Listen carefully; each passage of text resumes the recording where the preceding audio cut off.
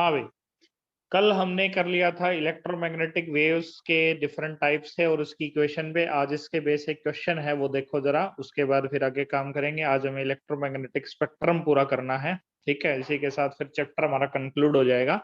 देखो फिर, let us suppose बेटा आपको दिया गया है क्वेश्चन है कि लेट इलेक्ट्रिक फील्ड जो है वो किसी एक पॉइंट पे दिया गया है 2 × 10⁸ साइन, इसे में दिया है 0.5x या 0.5t, यहाँ सामने पाई भी दे रखा है, 2 पाई ब्रैकेट में दिया है 0.5t माइनस ओमेगा की वैल्यू दी है 1.2x के, ठीक है। ये अलोंग वाई एक्सिस है। आपको क्या करना है, आपको निकालना है find the equation of magnetic field, ठीक है। तो मैग्नेटिक फील्ड की इक्वेशन क्या होगी वो अपने को निकालनी है, मैग्नेटिक फील्ड इंटेंसिटी की। इसमें आपसे फ्रीक्वेंसी पूछ ले, लैम्डा पूछ ले, तो वो भी अपन निकाल सकते हैं। अब कल हमने किया था, ये फील्ड दे रखा है न्यूटन पर कूलम में, ठीक है। तो न्यूटन पर कूलम के हिसाब से हमें इसको चेंज करना पड़ेगा और लाना पड़ेगा बेटा किस फॉर्म में, न्यूटन पर कूलम से हम इसको लेके आएंगे। न्यूटन पर कूलम इसकी एसआई यूनिट होती है, तो उसी के हिसाब से काम करना है। तो आपके पास फार्मूले क्या थे पहले वो करते हैं। हमारे पास ई वाई जो दे रखा है वो इस क्वेश्चन में 2 × 10⁸ है। आगे दिया है साइन, ये है 2 पाई, 0.5t माइनस 1.2x है। तो कल हमने डिफरेंट फॉर्म्स की थी, उसमें एक फॉर्म थी E इज इक्वल टू अगर E naught sine omega T minus K X के दे रखा है, तो इसमें पार्टिकल किस डायरेक्शन में जा रहा है, एक्स एक्सिस में। ये मिल गई हमें डायरेक्शन ऑफ प्रोपेगेशन, ठीक है। अगर ये साइन नेगेटिव का है, इसका मतलब हमें पता चल रहा है कि ये किस साइड जा रहा है, पॉजिटिव साइड में जा रहा है, एक्स एक्सिस के, ठीक है।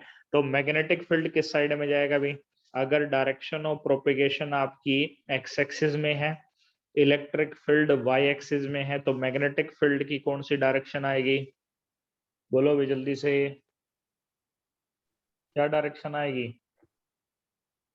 Outside sir. आउटसाइड नहीं पूछ रहा मैं, ये पूछ रहा हूँ कौन सी एक्सिस में आएगी, एक्स में आएगी, वाई में आएगी, जेड में आएगी। आउटसाइड तो मेरे को पता आउटसाइड आएगा। आएगी सर। किसमें, वाई जेड में में। आएगी सर। जेड में आएगी, क्योंकि ये तीनों आपस में क्या होते हैं, म्यूचुअली परपेंडिकुलर होते हैं। तो ये एक्स में है, ये वाई में है, तो ऑटोमेटिकली थर्ड किस में जाएगा, जेड एक्सिस में जाएगा। अब उसकी इक्वेशन क्या होती है, उसकी इक्वेशन होती है B is equal to B naught sine omega T minus K X है। तो अंदर वाले में तो कोई हमें चेंज करना नहीं है, हमें इसकी वैल्यू निकालनी है, ठीक है।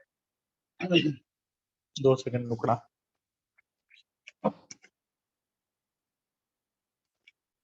तो हमें इसकी वैल्यू निकालनी है। तो कल हमें एक फॉर्मूला किया था कि E बाय बी जो है वो किसके बराबर होता है, C के। तो यहाँ से हम B की वैल्यू अगर निकालें तो क्या हो जाएगी, B हो जाएगा अपना E डिवाइडेड बाय C के। E कितना है, E हमें दे रखा है 10⁸ के, 2 × 10⁸ है। स्पीड ऑफ लाइट कितनी होती है, 3 × 10⁸ होती है, तो ये दोनों कैंसिल हो जाएंगे।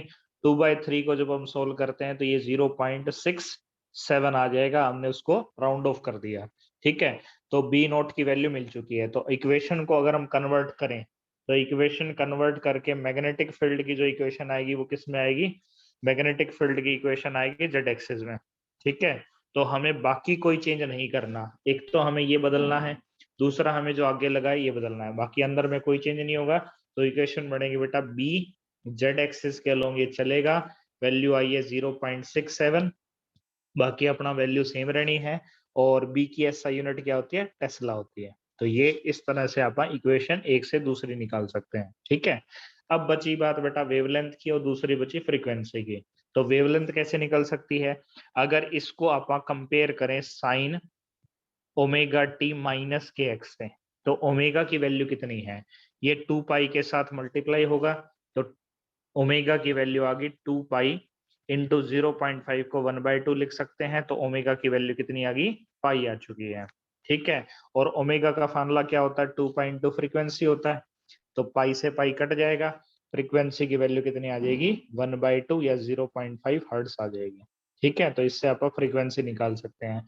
अगर लैम्डा निकालना पड़े तो इसमें के की वैल्यू देखो कितनी है, के की वैल्यू है 1.2 इंटू में 2 पाई है, ठीक है। के का फार्मूला क्या होता है, के का फार्मूला होता है 2 पाई डिवाइडेड बाय लैम्डा के। तो यहाँ 2 पाई से तो 2 पाई कैंसिल हो गया, तो लैम्डा अपना किसके बराबर आ गया, 1 डिवाइडेड बाय 1.2 के, ये नीचे डिवीजन में चला जाएगा। पॉइंट को कैंसिल करोगे 10 आ जाएगा, सारे को कैंसिल करते हो तो 5/6, और लैम्डा की यूनिट मीटर में होती है। तो इस तरह से आप एक इक्वेशन से जो फैक्टर आपको मिले हैं वो सारे इसके टर्म में निकाल सकते हो, ठीक है ना। तो ये ऐसे चलेगा। इसमें ये आर्टिकल हमारे हो चुके थे। एक हमें एनर्जी डेंसिटी कल हमने की थी, energy density in electromagnetic wave का हमने फार्मूला क्या बताया था, ये बताया था half epsilon naught E square के, या फार्मूला निकल के आया था half B square divided by mu naught के। अब ये आर्टिकल जो है वो कैपेसिटर में आता है, कैसे आता है मैं बता देता हूँ। कैपेसिटर के अंदर एनर्जी स्टोर का फार्मूला क्या होता है, बोलो भाई। कैपेसिटर के अंदर हमने फार्मूला किया है हाफ सी वी स्क्वायर का, ठीक है। और जो सी है वो बराबर होता है पैरेलल प्लेट कैपेसिटर के लिए एप्सिलॉन नॉट ए अपॉन डी के, ठीक। और जो पोटेंशियल है उसको हम लिख सकते हैं E is equal to D V by D R के फार्मूले से, इसको हम लिख सकते हैं E इंटू में लेंथ ऑफ कंडक्टर L के, ठीक है। तो इस फार्मूले में ये मल्टीप्लाई होगा तो V की वैल्यू अपने पास ये आ गई। तो इसको हमें इस फॉर्म में एक्सप्रेस करना है। अब जो एनर्जी डेंसिटी होती है, एनर्जी डेंसिटी का फार्मूला होता है एनर्जी पर यूनिट वॉल्यूम के, ठीक है। तो एनर्जी हमने निकाल ली half C V square, volume को हम area into distance between the plate D रख सकते हैं। तो यहाँ सारी वैल्यू सी और वी की रख दो, तो ये एनर्जी डेंसिटी जो है वो आ जाएगी हाफ सी की वैल्यू रखी epsilon naught A divided by D, V की वैल्यू अपन ने रख दी डिस्टेंस बिटवीन द प्लेट्स को डी से ही ले लो, तो ये हो जाएगी ई इंटू डी, और इसका आ जाएगा बेटा होल स्क्वायर। डिवाइडेड बाय किससे करोगे, डिवाइडेड बाय ए इंटू में कर दोगे डी से। क्या कैंसिल हो रहा है, इस ए से ये ए कैंसिल हो जाएगा, ठीक है। यहाँ इस ई का स्क्वायर हो जाएगा और इस डी का भी स्क्वायर हो जाएगा, तो एक डी से तो डी कट गया, और इस डी से ये डी चला जाएगा। क्या बचा फाइनली, फाइनली हमारे पास बचा हाफ एप्सिलॉन नॉट और ई स्क्वायर के आ गया, ठीक है। तो इस तरह से एनर्जी डेंसिटी की वैल्यू ये निकल के आती है। इसी को अगर मैग्नेटिक में चेंज करें तो कैसे कर सकते हैं, सी का फार्मूला हमने किया 1/μ0 टर्न टू एप्सिलॉन नॉट के, ये किया है। दूसरा हमने एक फार्मूला और भी किया है कि ई बाई बी को हम सी रख सकते हैं। तो इन दोनों की हेल्प से मैं इसको चेंज कर रहा हूँ। कैसे चेंज करेंगे, एनर्जी डेंसिटी है बेटा हाफ, एप्सिलॉन नॉट की वैल्यू रखो, कैसे, इससे वैल्यू निकाल लो एप्सिलॉन नॉट की, तो एप्सिलॉन नॉट की वैल्यू आ जाएगी 1/μ0 इंटू में सी स्क्वायर के, ठीक है। तो इस एप्सिलॉन नॉट को मैं रख रहा हूँ 1/μ0 इंटू सी स्क्वायर के, और ई को हम रख सकते हैं क्या, ई को इस फॉर्म में क्या लिखेंगे भाई, ई को इस फॉर्म में लिख सकते हैं आप सी बाई बी, तो ये हो जाएगा सी बाई बी का स्क्वायर। तो सी के स्क्वायर से सी का स्क्वायर कट जाएगा, तो हमारे पास फाइनली एनर्जी आ गई कितनी, ये आ गई बी स्क्वायर डिवाइडेड बाई कितनी थी, बी स्क्वायर था क्या, ये मतलब यहाँ गड़बड़ हुई है, इसको ठीक करो फिर। Half epsilon naught E square था, तो थे गड़बड़ हुई है, इसको करेक्ट करते हैं। इसको एक बार ई छोड़ देते हैं, ई स्क्वायर है ना, इसको फिर आप सी को भी इतना ही रहने देते हैं, ये हो जाएगा 1/2μ0, और इसको आप ई बाई सी लिख देते हैं। इस ई बाई सी को हम बी लिख सकते हैं, ये हो गया ना। यहाँ से अगर आप करोगे तो ई डिवाइडेड बाई सी जो है वो बी के बराबर हो जाएगा। तो एनर्जी डेंसिटी का फार्मूला हमारे पास आ गया बी स्क्वायर डिवाइडेड बाई 2μ0 के, ठीक है। तो इस तरह से एनर्जी डेंसिटी इन दोनों की केस में पड़ती है।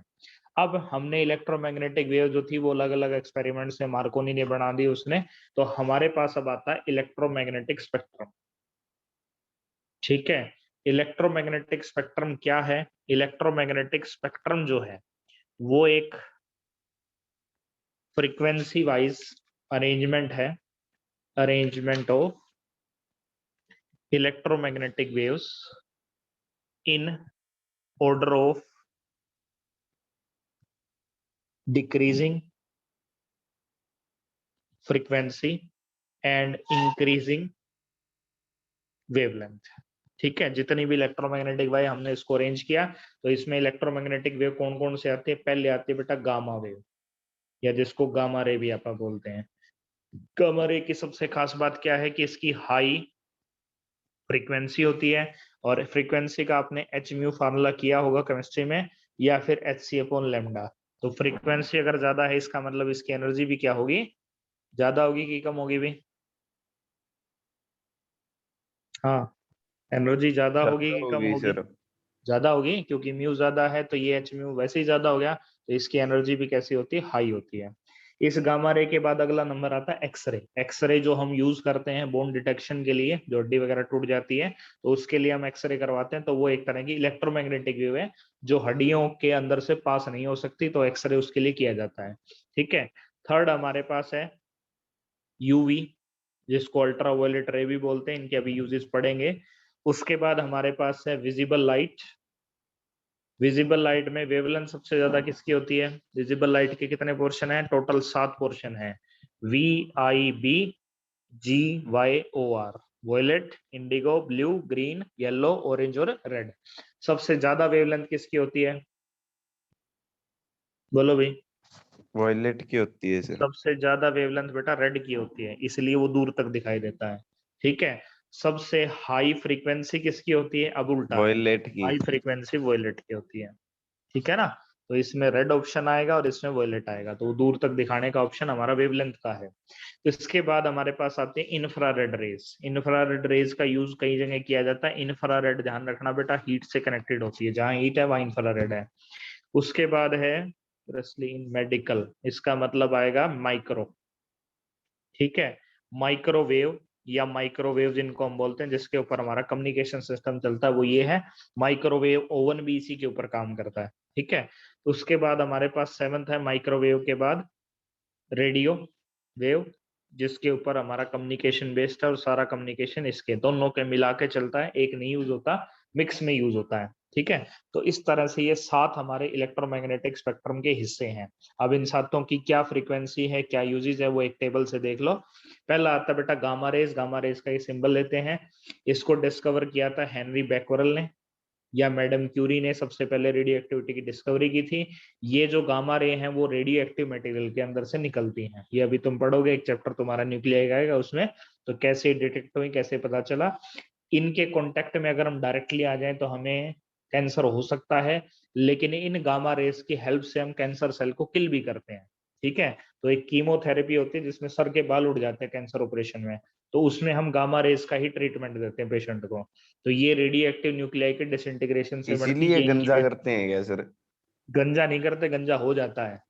उसको पहले ही गंजा कर दोगे तो बाढ़ फिर ऑपरेशन में दौरान इंटरफेयर नहीं करेंगे, क्योंकि वो ज्यादा एनर्जी की होती है। गंजा करते नहीं, गंजा हो जाता है वो, फिर उसका मेडिकल करके फिर उसको दोबारा बाल उगाए जाते हैं उसके, उसका बाल उगाने का भी खर्चा अलग होता है। इसकी ये है वेवलेंथ, और ये है उसकी फ्रीक्वेंसी। ठीक है। एनर्जी लेवल में ये याद करने की जरूरत नहीं, सिर्फ एक याद रखना अपने कॉमन के लिए, इनकी पेनेट्रेटिंग पावर हाई होती है, मतलब इनके पास ज्यादा एनर्जी होती है तो ये जल्दी पेनेट्रेट कर सकते हैं। ये अनचार्ज होते हैं, इनके ऊपर कोई चार्ज नहीं होता, और इनकी आयनाइजिंग पावर कम होती है। आयनाइजिंग पावर का मतलब अगर किसी एटमॉस्फेयर में छोड़ दे तो एटम को कितनी जल्दी आयनाइज कर सकता है। तो इसका मेन काम जो होता है वो न्यूक्लियर स्ट्रक्चर या एटॉमिक स्ट्रक्चर पढ़ने के लिए यूज होता है, और मेडिकल ट्रीटमेंट में इसका यूज है कैंसर के लिए। ठीक है। उसके बाद है एक्सरे। एक्सरे जो है वो डिस्कवर किया था बेटा रोंगटन ने, जो डिवाइस बनाई थी एक्सरे की, जिससे हम आज वुंड ट्रीटमेंट और ये सारी चीज करते हैं। ये इलेक्ट्रॉन्स के बम्बार्डमेंट की वजह से होता है, तो इसमें एक बटन प्रेस करेगा, अंदर जो एलसीआर सर्किट है वो ऑपरेट करके वो इतनी फ्रीक्वेंसी इमिट कर देता है।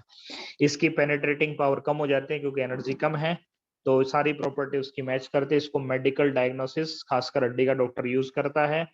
क्रिस्टल के स्ट्रक्चर भी इसी के से पड़े जाते हैं। और इंडस्ट्रियल रेडियोग्राफी ये क्या होती है, जब लंबी लंबी गैस लाइन बिछती है तो वहां पानी की तरह तो काम हो नहीं सकता भाई, पानी आया, पानी जहां से निकला वहां से हम छोड़ देंगे और वहां से उसको रिपेयर कर देंगे।